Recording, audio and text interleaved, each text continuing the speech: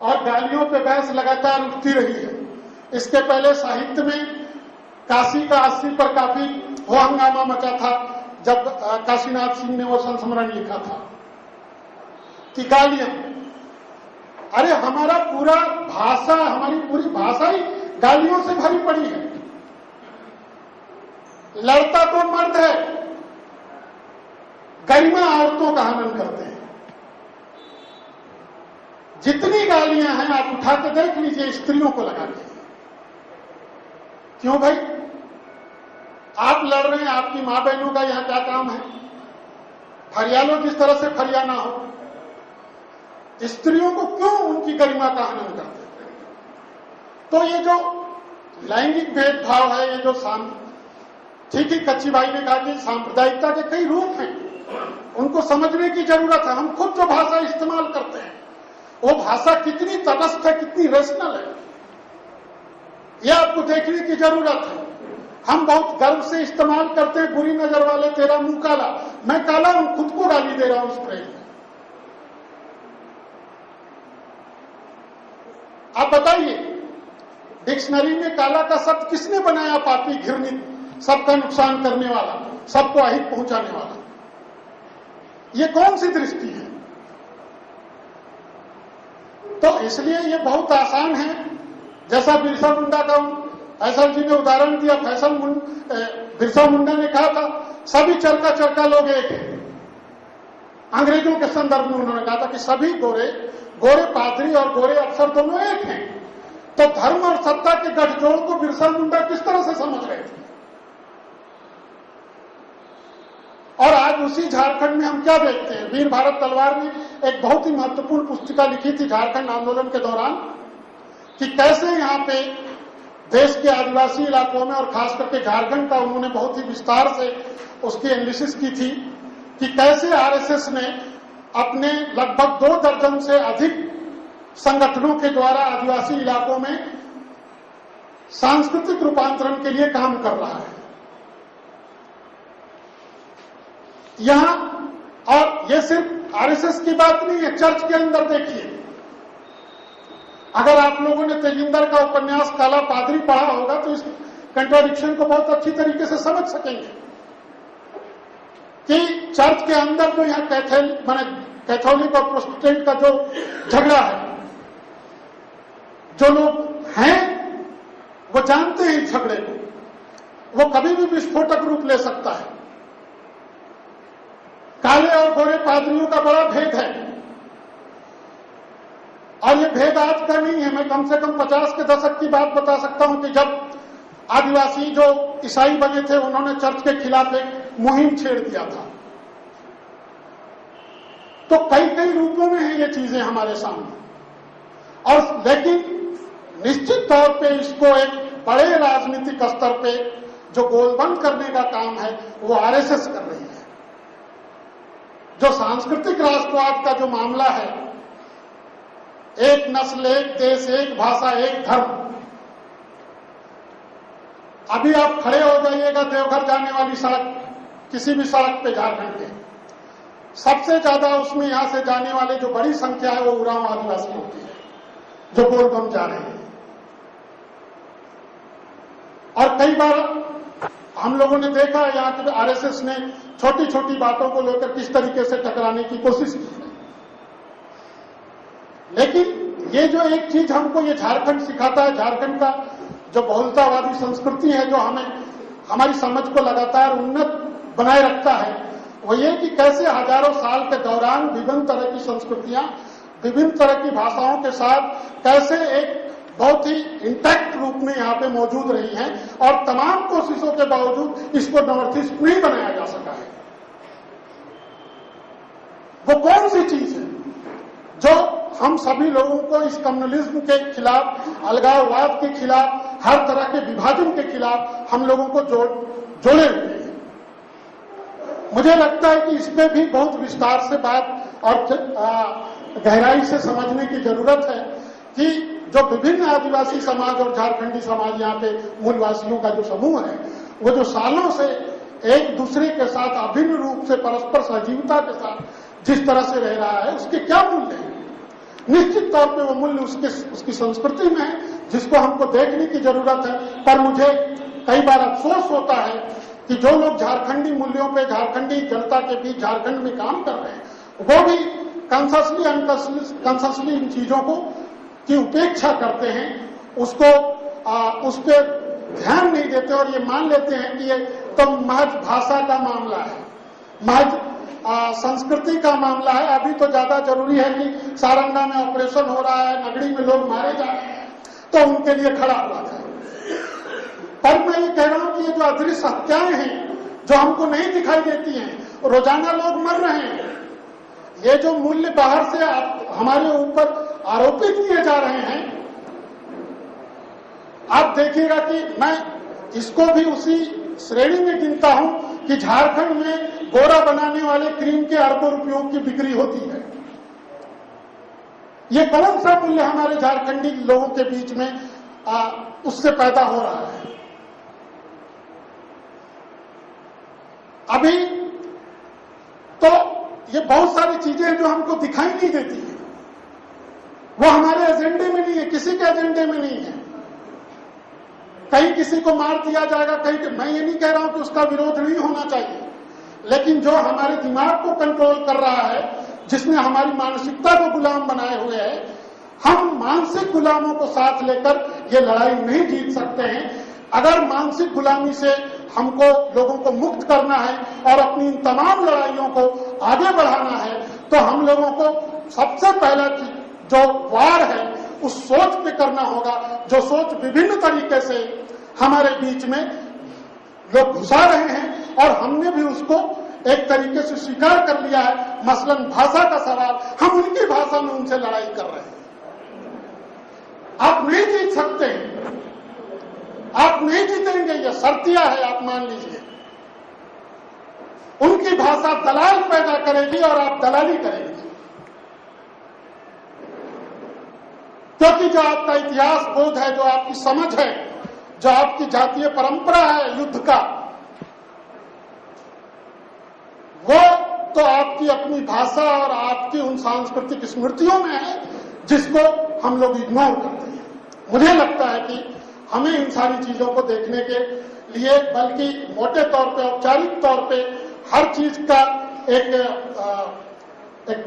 क्या बोलेंगे, एक जस्ट एक कार्यक्रम हो जाना, एक बात हो जाना, और ऊपरी तौर पे हम लोग मोटा मोटी ढंग से कुछ चीजों पे बात कर लेते हैं। मुझे लगता है कि बहुत सघन और बहुत भीतर तक जाकर वार समझने और वार करने की जरूरत है, क्योंकि हम उसको खारिज करते हैं कि जब ये कोई कहता है कि आदिवासी विद्रोही है, मैं कहता हूं आदिवासी योद्धा है और युद्धरत है, और भारतीय इतिहास में आदिवासियों की जितनी लड़ाइयां हैं वे युद्ध हैं, वो विद्रोह नहीं है, वो किसी असंतोष का परिणाम नहीं है, वो अस्मिता, स्वायत्ता और सेल्फ रूल के लिए की गई लड़ाइयां हैं, युद्ध है, उनको युद्ध की तरह से देखा जाना चाहिए। और आज भी जो जनता लड़ रही है वो युद्ध में है, वो हर तरीके से युद्ध में है। हमको अगर इसको समझना है तो उनके गीतों और उनके लोक कहानियों में लौटना होगा, वहां हमारे लिए दिशा निर्देश हैं। इसी शब्दों के साथ आप सबसे विदा लेता हूं। धन्यवाद। धन्यवाद अश्विनी जी। इसके बाद मैं अफजल अली साहब से गुजारिश करूंगा कि वो संक्षेप में अपनी बातें। हाँ भाई, मंच पर बैठे हमारे सीनियर्स, सामने बैठे बुजुर्गों, दोस्तों, बहनों, बातें तो सारी आ चुकी हैं। मैं सिर्फ ये कहना चाहूंगा कि यूं तो भारत में सांप्रदायिकता की आग की लपटें हर स्टेट में दिखाई देती हैं। झारखंड में जो जिले इससे ज्यादा इफेक्टेड हैं उसमें हजारीबाग, रांची, जमशेदपुर और गिरिडीह, ये 4 जिले ऐसे हैं जो हमेशा देखने को मिलता है कि कहीं न कहीं कोई न कोई बात पर दंगा भड़क जाता है। और ये दंगा जो होता है, ये सांप्रदायिकता की जो बात होती है, ये एक दिन की बात नहीं होती है, बल्कि काफी मानसिक रूप से तैयार किया जाता है लोगों को, उनके दिलों में नफरत पैदा की जाती है और उसके बाद ये दंगा भड़काया जाता है और ये प्री प्लानिंग के तहत होता है। हजारीबाग चूंकि मेरा ननिहाल रहा है और मैं बताऊं कि हजारीबाग में एक बार जब दंगा हुआ, वहां मुसलमानों के सारे घरों को जला दिया गया, काफी सैकड़ों लोगों की उसमें मौतें हुई और दंगा इसलिए कराया गया कि वहां के भूमि माफिया चाहते थे कि मुसलमानों को बेघर कर दिया जाए, यहाँ से उनकी जमीन को सस्ते दामों में खरीदा जाए और करोड़ों रुपये से उसे कमाया जाए। और जिसका नतीजा वो दंगा का शकल अख्तियार किया। उसी तरह बहुत सारे पॉलिटिकल पार्टियां भी जो दंगा कराती हैं, उनका एक ही मकसद होता है कि हम वोट की राजनीति करें, वोट पाएं।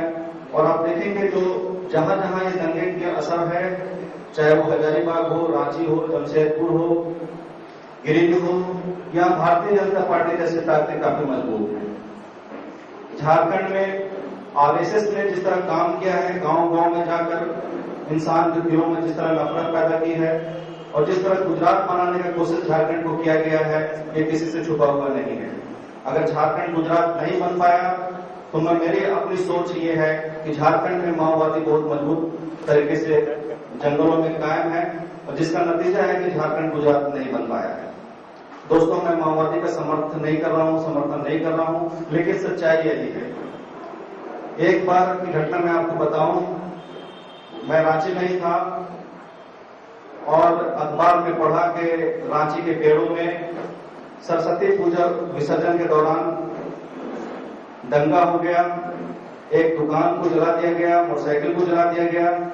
मैंने तुरंत जो मानवाधिकार के साथी हैं, जो समाज से जुड़े साथी हैं, उनसे कांटेक्ट किया, जिसमें शशि भूषण पाठक जी, गुरजीत सिंह, बलराम जी और अलका जी। और हम लोग गए फैक्ट फाइंडिंग के लिए पेड़ों गए, पेड़ों में जाकर जहां दंगा हुई थी वहां लोगों से मिलकर बातचीत किया।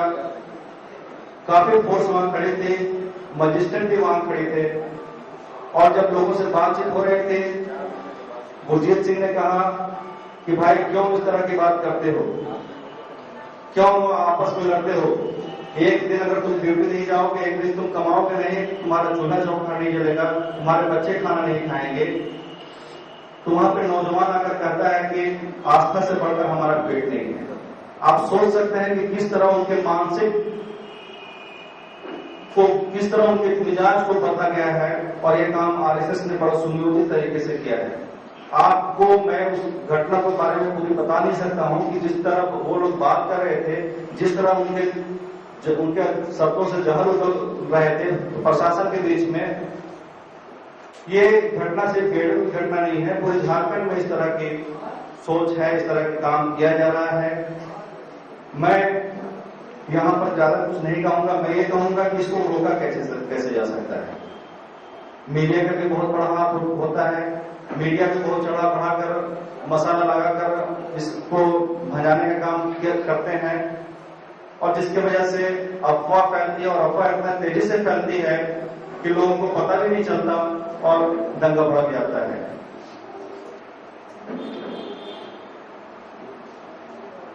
साथियों, मैं ज्यादा कुछ नहीं करते हुए यही कहूंगा कि इसे रोकने के लिए जरूरी है कि हमारे जैसे, आप जैसे जो सामाजिक कार्यकर्ता हैं, उनको आगे आना चाहिए, उनको कमेटी बनानी चाहिए और लोगों के दिलो दिमाग में जो नफरत का बीज पैदा किया जा रहा है उसे दूर किया जाना चाहिए। तभी मैं समझता हूं कि सांप्रदायिकता के हल को हम लोग तलाश पाएंगे। और मैं ज्यादा कुछ नहीं करते हुए मैं अपनी बात को खत्म करता हूं। बहुत बहुत शुक्रिया अफजल अली साहब। इस सेशन को आप यहाँ खत्म करेंगे, लेकिन एक रिक्वेस्ट है कि ऐसी किसी घटनाओं के बारे में कोई फैक्ट फाइंडिंग रिपोर्ट, कोई इस तरह के लोगों ने जो बयान दिए हों, जो सांप्रदायिक तर्क है, उस बयान की कोई रिकॉर्डिंग या इस तरह का कोई भी तथ्यात्मक डॉक्यूमेंटेशन अगर हमारे पास हो तो हम उसकी बुनियाद पर उनके खिलाफ और उन चीजों के खिलाफ कार्रवाई कर सकते हैं, कोर्ट में उसको ले जा सकते हैं, ताकि कम से कम वो परेशान होकर के एक आइडिया तो ये होता है कि उसको सजा मिल सके। दूसरा, कम से कम अगर सजा नहीं भी मिल सके तो ऐसी घटनाएं करने से पहले 4 बार, ऐसी चीजें करने से 4 बार 5 बार वो पहले सोचे, मतलब उस पर कलकर लगाना, उस पर रोक लगा के। हम अपने तमाम वक्ताओं के आभारी हैं कि उन्होंने इस मुद्दे पर सवाल था अभी सवाल बात इनको स्पीकर जब मुझे एक सवाल तो जरूरत नहीं, मन में क्वेश्चन जब आ रहा था बोलना चाहिए। स्पीकर जो 4 स्पीकर बोले कुछ अच्छा बोले, ये भी हम जानते हैं, जो सिर्फ कल्चरल नहीं या पॉलिटिकली नहीं, जो रविंद्रनाथ टैगोर ने बोला उस कलांतर उसका किताब में, ये जन्म से ही शुरू हो जाता हम लोग अंतर में ये कम्युनिज्म घुसा बड़ी बात नहीं। तो हमें इस 3 साल मैंने रांची शहर में लगातार डे टू डे मूवमेंट के साथ जुड़ा था। जिस बात आपने बोले, जब नागा बाबा खानदान को तोड़े, साथ साथ इस्लाम नगर को भी तोड़ेंगे, ये एक हवा था, मांग था। वैसा ही हम देखा कि फुटपाथ दुकानदार होकर इसका भीतर में भी ये एकदम पोलराइजेशन है पॉलिटिकली। बोलिए क्या कम्युनल भावना चिंता की, जिसको लेकर हमको लड़ने बराबर की अवस्था की तरह। जब मेन रोड पर आक्रमण हुआ था, तब आपका जो बाजार मुस्लिम बाजार डोमिनेटेड बाजार बोलते जिसको हम कपड़ा मंडी बोलते हैं, वो कपड़ा मंडी को तोड़ेंगे, ये हवा उस तरीका से हो रहे थे जिसमें हम लोग को रजिस्टर करना पड़ा। हम ये सवाल आप लोग से, जब ये वातावरण हो रही थी, जब इतना बड़ा आक्रमण हुआ है, जब 2 आदमी पुलिस से मारा है, तब पीपल्स मूवमेंट या डेमोक्रेटिक मूवमेंट या ह्यूमन राइट्स रास्ते में नहीं उतरा। क्यों? खास करके रांची की इतिहास अर्पण पढ़ने के जो था इस 2.5 साल की इतिहास जो देखेंगे हम, तो उसमें ये रजिस्ट्रेशन दूर की बात, उनके खिलाफ जो रास्ता उतारना वो नहीं हुआ था। ना पॉलिटिकल पार्टी, ना कोई सोशल मूवमेंट, ना कोई एनजीओ, ना कोई ट्रेड यूनियन, ना कोई ह्यूमन राइट्स। ये रेजिस्टेंस तो हुआ, रजिस्ट्रेशन हुआ है। जो लड़ रहे थे हम लोगों ने बोला, दूसरी तरफ बोला इस्लाम नगर वाला लड़ाई किया, उसके घर के लिए वो नहीं, पूरा शहर की जो संगठन उनका बढ़ेगा। ये सवाल तो है भी इम्पोर्टेंट और इस सवाल का जवाब आना भी चाहिए। मुझे लगता है कि इस पर बहुत डिटेल डिस्कशन की जरूरत पड़ेगी। एक तो यह है कि रेजिस्टेंस तो यहाँ पूरे शहर से हुआ था, सोशल जो लोग अफेक्टेड लोग थे वो उनसे कनेक्टेड लोग शहर भर में, उन्होंने इसको रेजिस्ट करने की कोशिश की है। और ये पूरा पिछले 1 हफ्ते से इस्लाम नगर के मामले में तो मैं बिल्कुल उसमें इन्वॉल्व रहा था। इस्लाम नगर से लोगों का पलायन हुआ, माइग्रेशन हुआ, वो भी पूरा देखा है।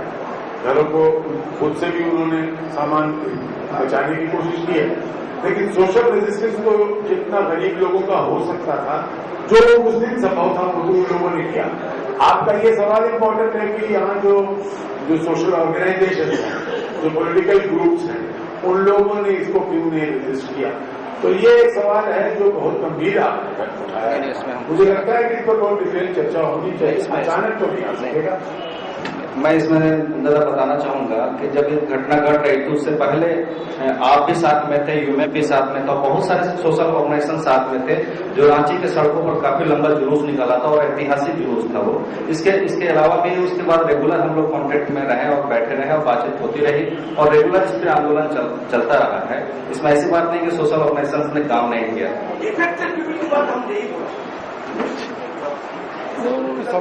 तो इस वक्त हम इस सत्र को यही विराम देते हैं और जवाब देने से कासिर आगे 2 अनुच्छेद हैं जिसका थोड़े संक्षेप में चर्चा करेंगे, लेकिन उससे पहले हम तमाम अपने वक्ताओं के आभारी हैं वक्त दिया। और अब एक सेशन जो और एक अहम मुद्दा जो छूट गया है, जो हम डिस्कस नहीं कर पाए हैं, वो ये कि शहरी गरीबों का और जो शहरी गरीबों का की जो समस्या है और उनका जिस तरह से विस्थापन हो रहा है और उनकी जीविका है उसको जिस तरह से चौपट किया जा रहा है, उस पर, उस सवाल पर बहुत ज्यादा कोई चर्चा नहीं हो पाई है और कल उस पर चर्चा होना था लेकिन किसी वजह से नहीं हो पाई।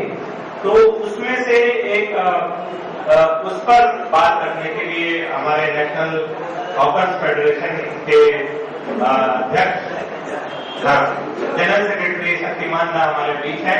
मैं उनसे रिक्वेस्ट करूंगा कि उनके पास बातें बहुत हैं कहने के लिए, लेकिन शॉर्ट में अपनी बातें रखें और उसके बाद हम छत्तीसगढ़ पर थोड़ी सी चर्चा करें। जिंदाबाद जिंदाबाद छाती जिंदाबाद का छोड़ करिए।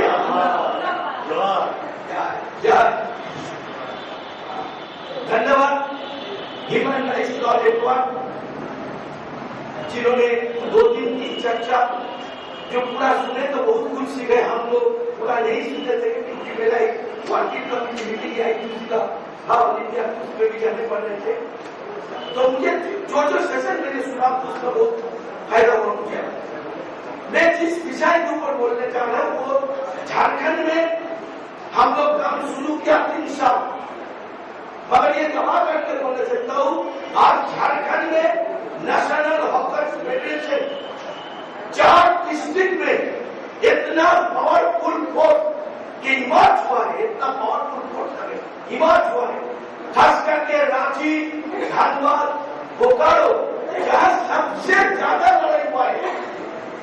ये विषय को सामने रखते हुए आवास और लाइवलीहुड ये दोनों को रखते हुए जो लड़ाई हुआ है जिसमें 10 साल में पूरा हिंदुस्तान में अगर देखेंगे इतना बड़ा लड़ाई नहीं हुआ जो झारखंड में लड़ाई हुआ था। और जिस लड़ाई में नेशनल हॉकर्स फेडरेशन की एक बड़ा भूमिका था। और मैंने कल कॉलेज जी को हम लोग फूल दिया है, फ्लावर लेकर के दे दिया इसलिए क्योंकि उनका जो सिर्फ चौकीदार ने उन्होंने केस किया बोल के नहीं, उन्होंने बड़ा अच्छा बात बोला था शक्तिमान कोर्ट में मत आओ, सुप्रीम कोर्ट में मत आओ, जमीन में लड़ो।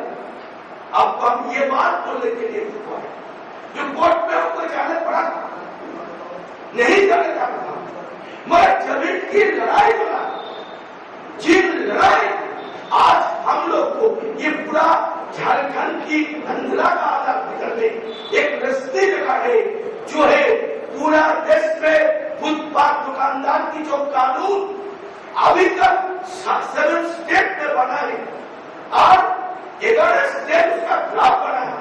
पार्लियामेंट से फुटपाथ दुकानदार की कानून आ रहे उसमें झारखंड की कानून सबसे अच्छा कानून बना था। सिर्फ इसलिए नहीं ये लड़ाई लगातार लड़ाई के साथ साथ हम लोग इन शहर के इंटेलेक्चुअल को भी इनके साथ हम लोग इन्वॉल्व किया था, जिसने बोला जो अलग अलग मूवमेंट में ये पूरा इंटेलेक्चुअल को उस तरीका से इन्वॉल्व नहीं हुआ था। हम लोग का चेयरमैन रांची यूनिवर्सिटी का vice chancellor ex vice chancellor doctor Ramdayal Munda ji थे। अभी हम लोग उस जगह बनाया रांची में डॉक्टर रमेश सोरेन जी को। हम लोग ये फुटपाथ पे लड़ाई करने का साथ साथ 4 तरफ विधानसभा को घेर के रखा था।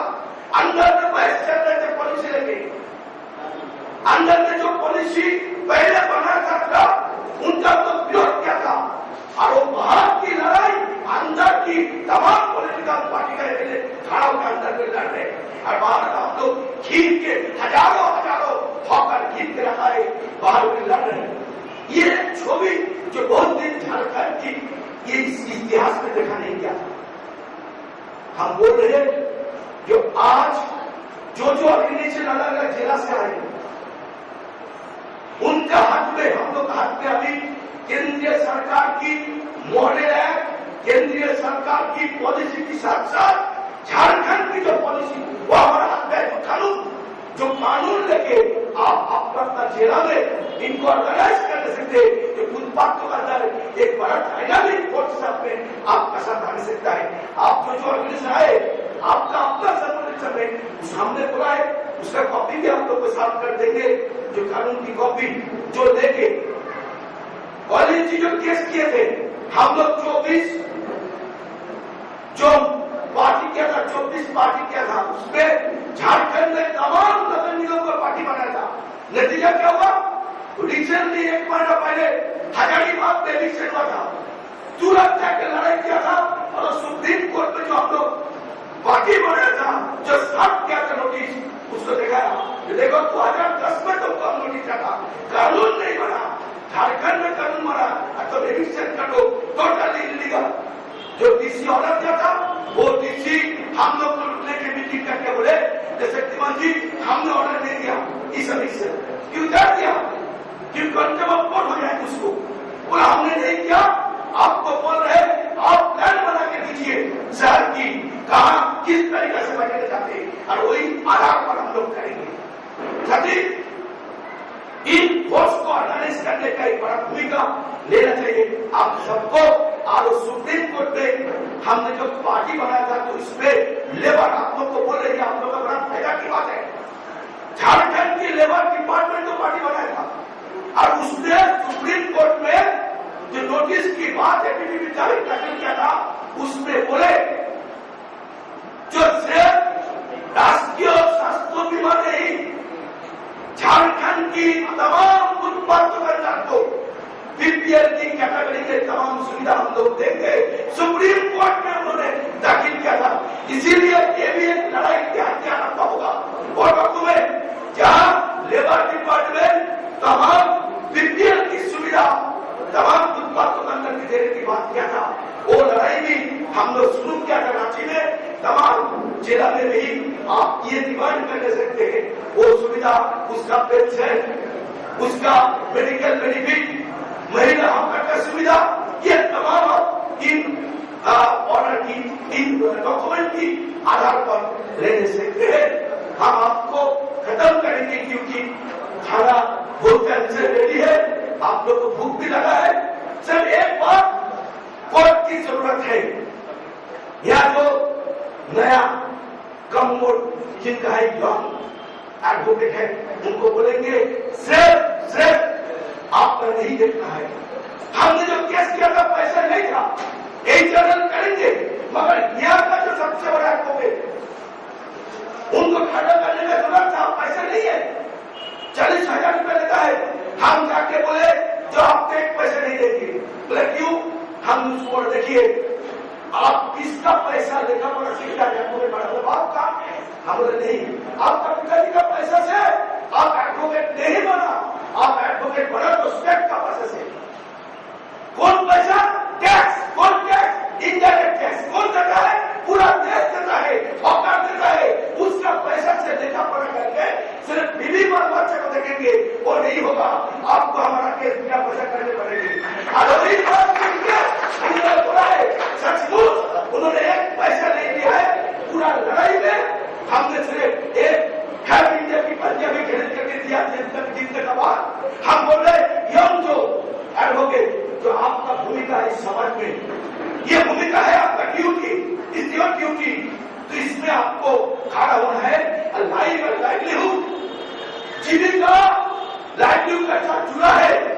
19 जी किसान हमारा लाइवलीहुड और जीविका के साथ जुड़ के जो हक पहले बोले थे जस्टिस चंद्रचूड़, जो Hawking is a fundamental right, इसके बाद जस्टिस कुलदीप सिंह ने बोला है कि फुटपाथ से जनता की चलने के लिए नहीं, जहां बहुत दिन से फुटपाथ पर धंधा कर रहे हैं, इक्वल राइट्स है, रीजनेबल रिस्ट्रिक्शन इंप्लीमेंट करने पड़ेंगे।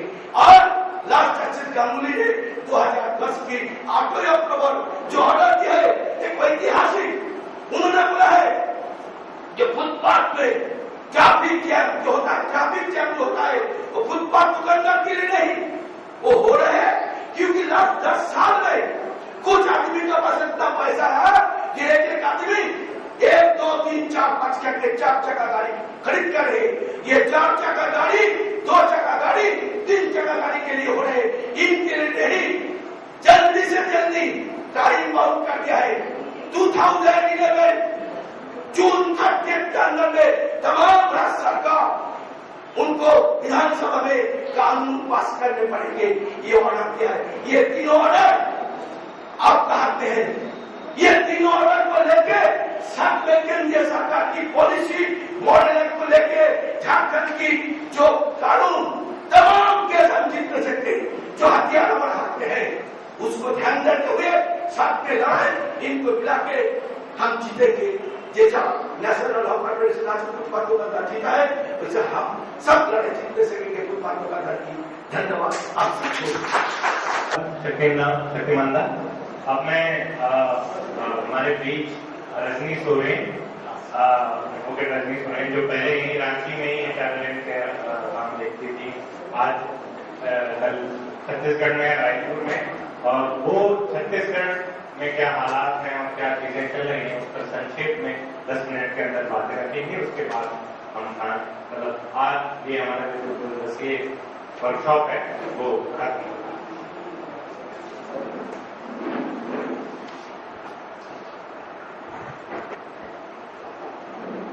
जी सभी को बहुत जोहार। वैसे तो मैं रांची की ही हूँ लेकिन 1 साल से छत्तीसगढ़ में हूँ। छत्तीसगढ़ में हालात वाकई उतने ही बुरे हैं जितना लोग कहते हैं। जब मैं यहाँ से नहीं गई तो मतलब कोई आइडिया ही नहीं था कि वहाँ पे कुछ पे काउंटर होता है, तो जैसे रांची में आप लोग हैं